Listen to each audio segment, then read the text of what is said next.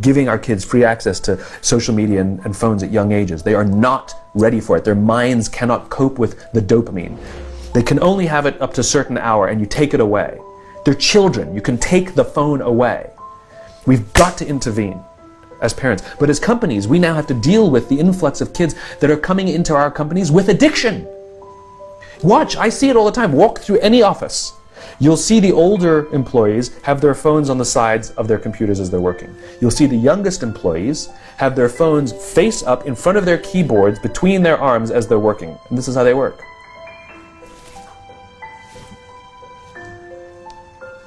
And the science is alarming. They did experiments on mice where they did the multitasking. They put flashing lights to mimic going from the computer to the cell phone, the computer to the cell phone to the TV.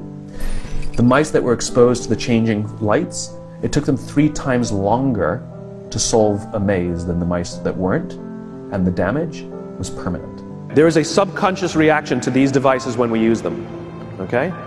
What if I were to hold my phone while I'm talking to you? I'm not checking it, it's not buzzing, it's not beeping, I'm nothing, I'm just holding it. Do you feel at this moment that you are the most important thing to me right now? No, you do not. Because there is a subconscious reaction we have to the device. When it is out, it makes the people around us feel that they are less important.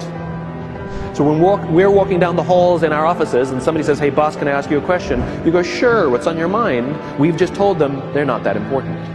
Or we can go, sure, what's on your mind? And if you don't have a pocket, find a shelf, put it on the shelf, come back and say, sure, what's on your mind? When we show up to a meeting, or a lunch, or a dinner, with our colleagues, our clients, or our friends, or our families, and we put the phone on the table, we have announced to everyone in the room that they are not that important to us.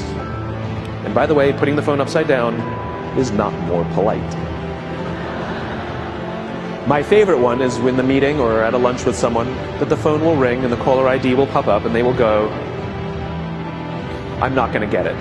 Oh, so magnanimous. Oh, I'm lucky to eat with you today. Or they could just put the damn thing away. You can tell how addicted we are.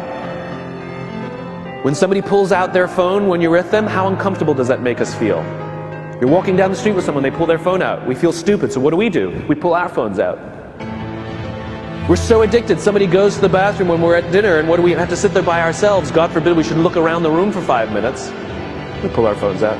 Meetings, awful. What do we do when a meeting happens, right? Everybody's sitting waiting for the meeting to start. Bob's running a few minutes late. Bob's here? Okay, start the meeting. Do you know when relationships are built? All that in between time.